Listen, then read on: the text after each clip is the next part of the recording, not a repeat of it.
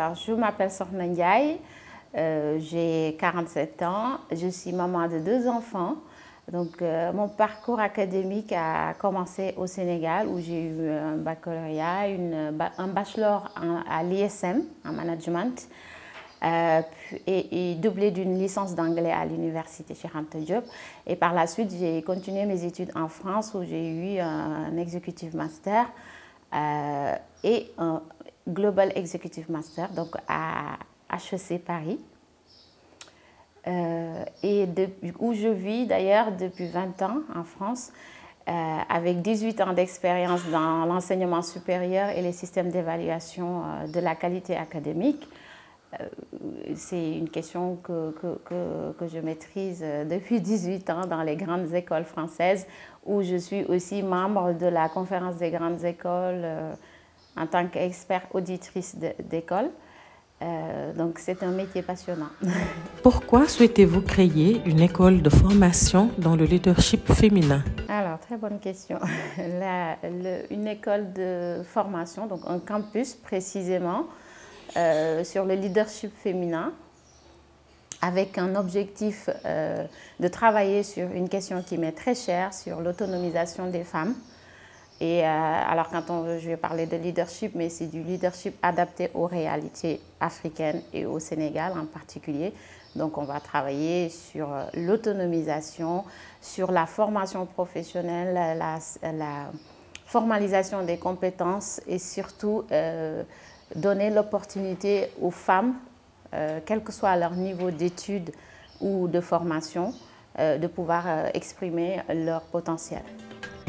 Quelle est votre vision de l'enseignement supérieur en Afrique et plus particulièrement au Sénégal? Il faut savoir que dans l'évaluation de la formation dans l'enseignement supérieur, la qualité elle est régie par des normes internationales, des standards, on les appelle, et il y en a qui existent et spécifiques à chaque pays, mais la plupart sont autour de l'amélioration continue, de la qualité des programmes, mais aussi de l'insertion et surtout des relations avec les autres pays et les autres universités et écoles.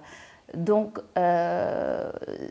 sur cette question, ce qui va être important, c'est la spécificité du continent africain, les réalités du continent et aussi comment on applique tous ces standards internationaux à nos réalités afin que ça puisse aider à faire valoir nos diplômes à l'international, mais aussi à les faire reconnaître et permettre une meilleure insertion de nos étudiants.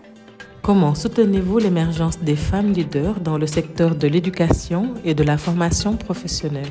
En tant qu'Aoline, on a l'opportunité, en tout cas Aoline c'est le réseau africain des femmes leaders, dont je suis très fière de faire partie. On a plusieurs opportunités de donner du pouvoir aux femmes et de leur aider à exprimer leur potentiel. Dans la formation professionnelle, ce sera plutôt sur les synergies qu'on peut créer entre les différents types de femmes, de catégories de femmes et de leur profil, pour que certaines puissent donner du pouvoir et insuffler un tout petit peu le leadership aux autres. Donc c'est basé sur le partage, sur le mentoring, le coaching, etc. Et la formation professionnelle et les compétences techniques sont très essentielles dans ce sens-là. Comment comptez-vous accompagner les femmes sénégalaises avec votre institut CALF? Avec CALF, donc le campus africain du leadership au féminin, on va plutôt s'orienter sur la définition des besoins spécifiques de chaque femme.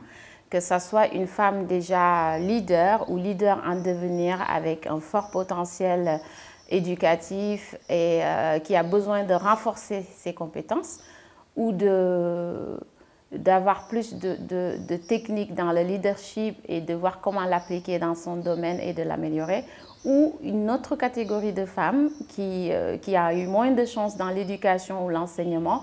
Encore une fois, l'idée c'est de pouvoir l'aider avec ses compétences personnelles à pouvoir s'exprimer et définir son propre projet d'autonomisation économique. Comment imaginez-vous l'enseignement supérieur dans les prochaines années? à l'ère du numérique, on va dire que on a des enjeux et des défis à relever. Donc, il y a déjà des organismes qui existent et qui travaillent, qui font un travail énorme dans ce sens-là. Mais les défis qui nous attendent, c'est d'intégrer toutes ces évolutions du numérique, notamment avec l'enseignement à distance, avec l'intégration des outils nouveaux, technologiques, mais également avec l'adaptation des besoins, parce qu'aujourd'hui, les étudiants, ils ont envie d'aller à l'école quand ils veulent ou pas, avoir un parcours adapté à leurs besoins.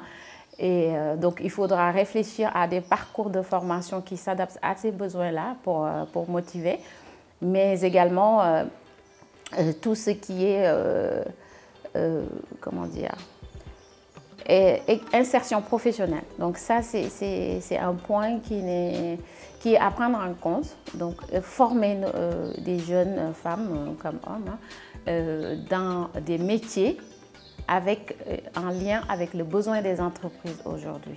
Je pense qu'on a ces défis à relever dans le continent africain et principalement au Sénégal pour que les formations soient adaptées à ce qu'attend le marché.